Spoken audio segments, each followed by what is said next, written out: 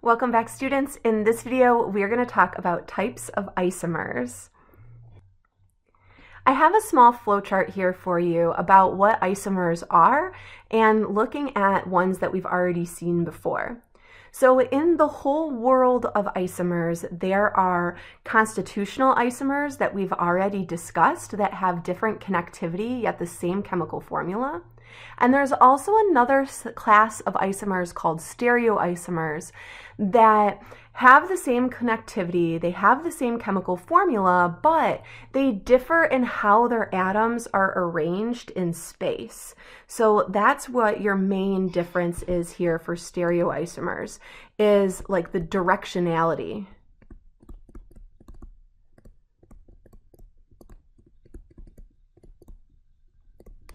And we're going to talk about these stereoisomers more as we continue. There's two new ones that we're going to talk about, which are enantiomers and diastereomers. And actually, we already looked at one type of diastereomer, and we're going to look at that one again on the next slide. So the type of stereoisomer that we've already discussed, which is technically a kind of diastereomer, is cis-trans stereoisomers. We've already talked about them in the context of a ring. So when we looked at rings, we saw that we could draw the ring as if it was planar, and then if we drew the ring as if it was planar, we had groups on the ring that were either coming out of the plane of the page, like we see in that wedge bond, or going behind the plane of the page, like we're seeing in that dash bond. So for this first one where I've highlighted the bromines in blue, these two bromines are pointing the same direction, which is out of the plane of the page. So we would call this a cis, whereas the other one we would consider to be a trans because one bromine is coming up out of the plane of the page and the other bromine is going behind the plane of the page.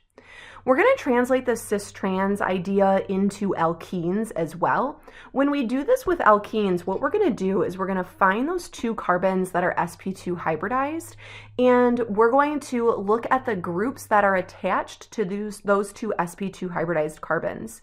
So here you have a methyl, and here you have another methyl, and these two methyls are on the same face of that alkene. And so this is what you're going to call cis. Whereas for this one, I find my two sp2 hybridized carbons. I notice that I have one group here and one group here. And if I just kind of draw a line across my double bond like this, I have one group above that line, one group below that line. And so that's where the trans would come in. So these are on opposite sides of that alkene. We're going to spend more time later on when we talk about alkenes discussing cis and trans and even expanding upon that. For right now, what I want to do is give you an opportunity to try some examples. So here I want you to classify these stereoisomers as cis or trans and then come back and compare when you're ready. For this first one, what I'm seeing is one group is coming out of the plane of the page, one group is going behind the plane of the page. So this is a trans isomer. The middle one is a little bit tricky. Sometimes people misname this one. So I want to bring your attention to the fact that one group's coming out of the plane of the page, the other group is coming out of the plane of the page. So this is cis. The most common wrong thing here is a misinterpretation of what trans means.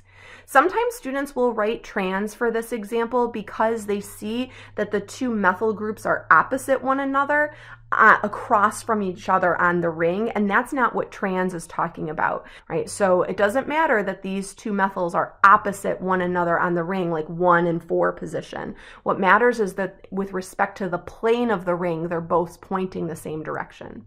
And then this final one is also trans because you have a carbon here and a carbon here, and one group above the pi bond and one group below the pi bond.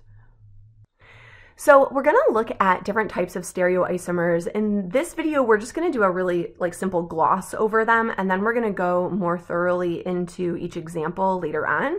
So first, I want to start with enantiomers. Enantiomers essentially come in pairs, right? So when we're talking about enantiomers, we're talking about two compounds that are enantiomers of each other.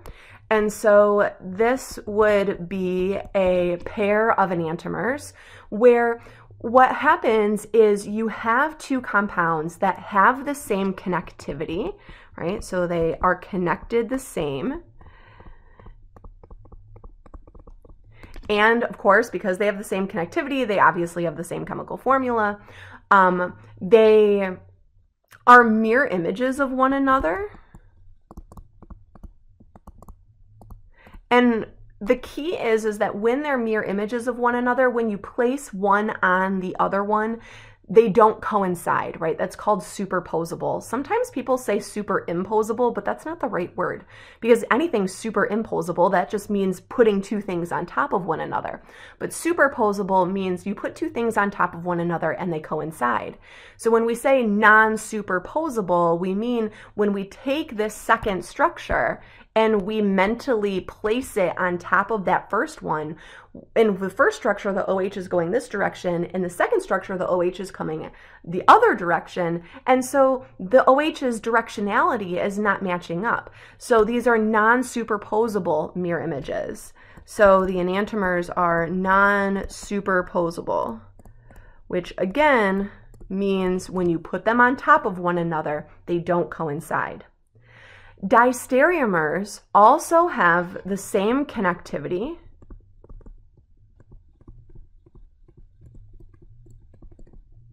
but they're not mirror images of one another.